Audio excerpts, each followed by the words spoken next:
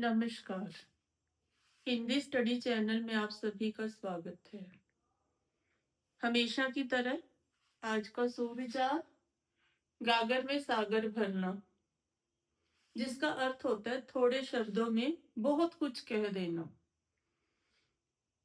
आज की वीडियो भी हमारी इसी पर आधारित है। विषय छोटा है, लेकिन इसमें छिपा हुआ ज्ञान गहरा है। आज की वीडियो का विषय शब्द, पद और पदबंध। शब्द भाषा की सार्थक इकाई, जिसका कोई ना कोई अर्थ निकलता है।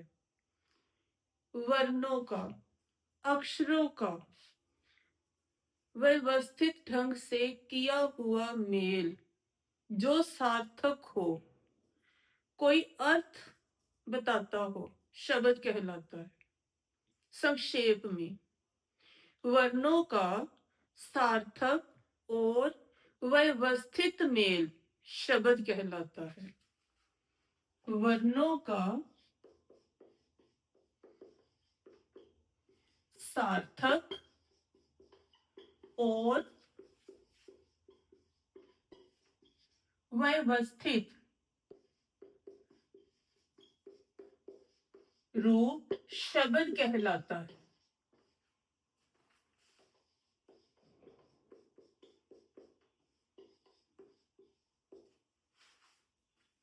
चाहे वर्ण स्वर हो या व्यंजन, लेकिन उनकी व्यवस्था सही होनी चाहिए, उनका जोड़ सही रूप में होना चाहिए।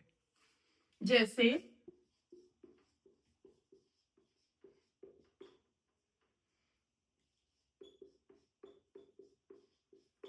बड़ा आ प्लस आम।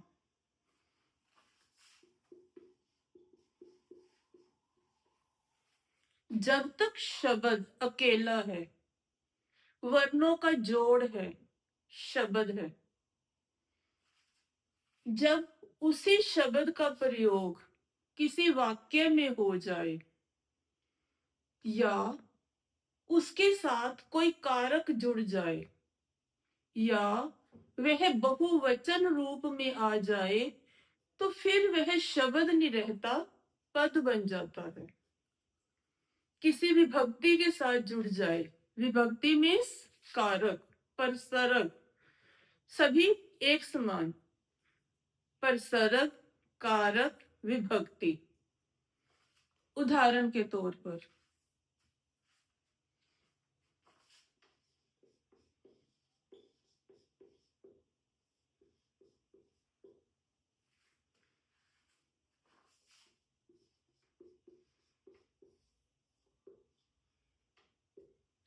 भाइयों ने गांवों, या फिर मुझे आम पसंद है, मुझे आम पसंद है।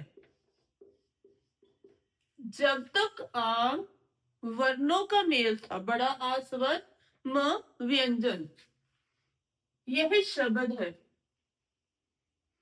अब इसका प्रयोग वाक्य में हो गया, मुझे आम पसंद है, तो यहां पर आम शब्द नहीं है, पद है। अब पद की परिभाषा संक्षेप में, संक्षिप्त परिभाषा। वाक्य में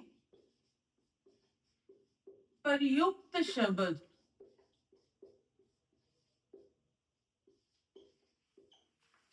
पद कहलाता है।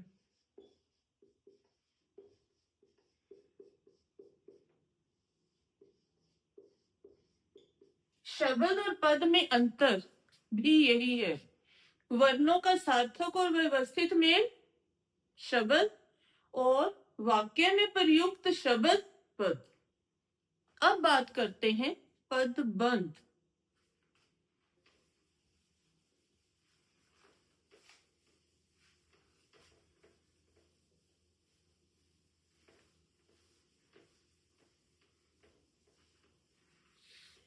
शब्द और पद हमारे 9वीं कक्षा के पाठ्यक्रम में शामिल किया गया। पाठ्यक्रम की व्याकरण और पदबंध सीबीएसई की 10वीं कक्षा के पाठ्यक्रम का एक भाग है। पदबंध। अभी हमने जाना वाक्य में प्रयुक्त शब्द पद कहलाते हैं। 2-3 पदों का समूह। वाक्य में 2 या 2 से अधिक पदों का समूह जो एक व्याकरणिक इकाई का काम करता है, पदबंध कहलाता है। वाक्य में किसी व्याकरणिक इकाई का कार्य करने वाले पद समूह को पदबंध कहते हैं।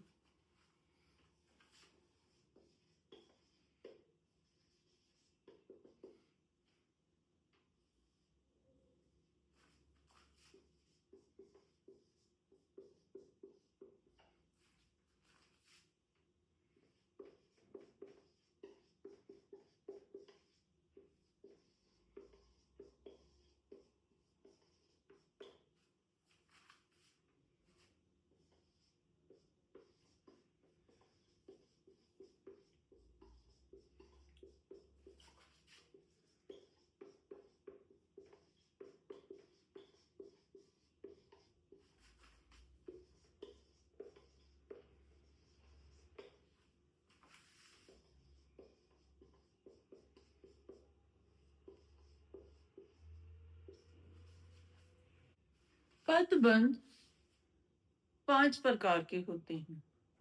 पदबंध 5 प्रकार के होते हैं। संज्ञा पदबंध, सर्वनाम पदबंध,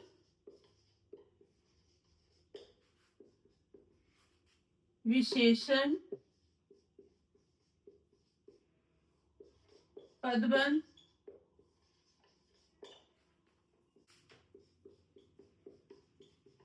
क्रिया पदबंध,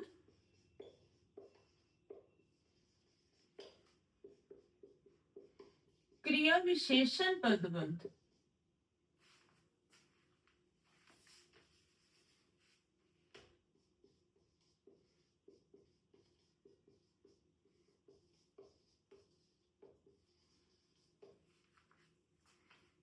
संज्ञा किसी व्यक्ति, वस्तु, स्थान या भाव के नाम को संज्ञा कहते हैं। सर्वनाम संज्ञा के स्थान पर प्रयुक्त होने वाले शब्द सर्वनाम कहलाते हैं। विशेषण संज्ञा सर्वनाम शब्दों की विशेषता बताने वाले, गुण दोष बताने वाले शब्द विशेषण कहलाते हैं।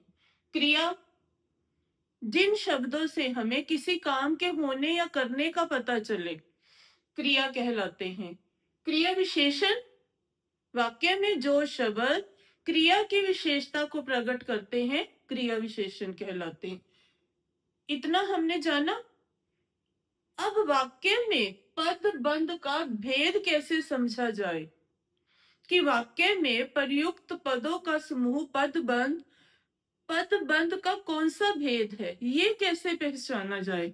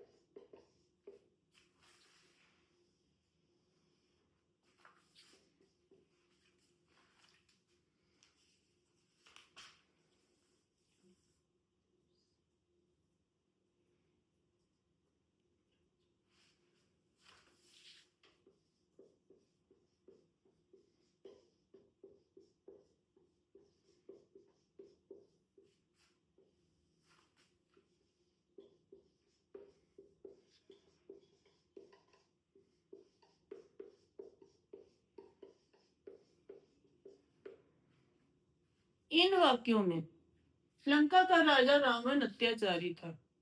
रेखांकित किया पदबंध के रूप में लंका का राजा रावण। चोट खाए हुए तुम भला क्या दौड़ोगे, पदबंध। चोट खाए हुए तुम, ध्यान दीजिए, रोज पढ़ने वाले बच्चे सफल होते हैं। रोज पढ़ने वाले रेखांकित कर दिया गया और हमसे पूछा गया कि पदबंध का भेद बताओ। हमने क्या देखना है, शीर्ष पद को।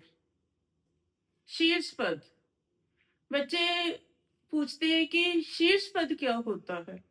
शीर्ष पद पदबंध का आखिरी पद। रावण, इस वाक्य में तुम, इस वाक्य में वाले। शीर्ष पद को देखकर हमने पहचानना है कि वो संज्ञा है, सर्वनाम है या विशेषण है। तो उसी के आधार पर हम पदबंध का भेद बता सकते हैं। लंका का राजा रावण, रावण एक नाम है, तो फिर संज्ञा पदबंध। चोट खाए हुए तुम, तुम सर्वनाम, सर्वनाम पदबंध। रोज पढ़ने वाले, बच्चों की विशेषता है, रोज पढ़ने वाले, विशेषण पदबंध।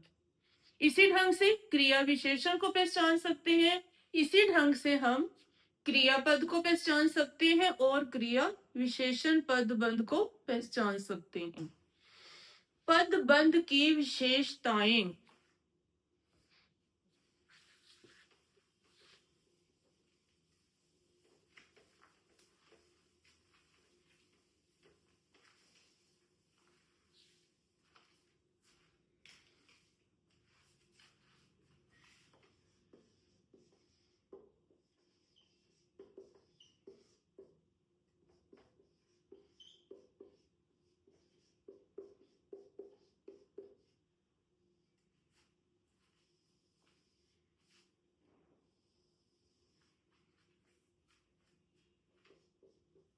पदबंध दो या दो से अधिक पदों का समूह होता है। दो या दो से अधिक पदों का समूह।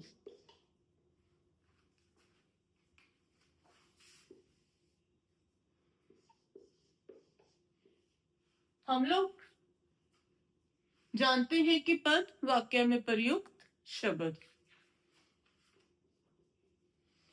पदबंध का आखिरी पद शीर्ष पद कहलाता है।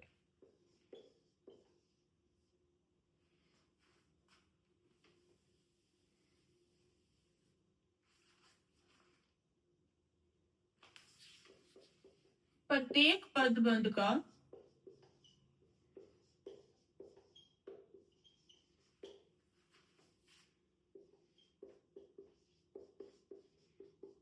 शीर्ष पद होता है जो उसके भेद का परिचय देता है।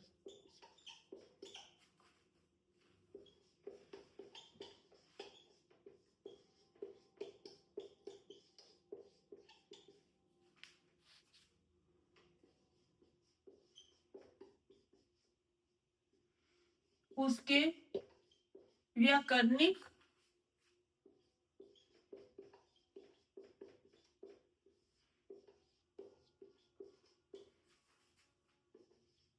रूप के बारे में बताता है।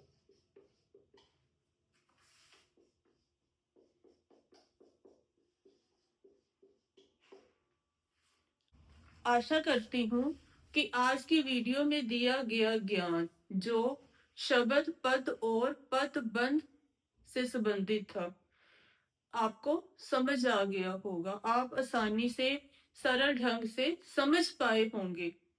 धन्यवाद।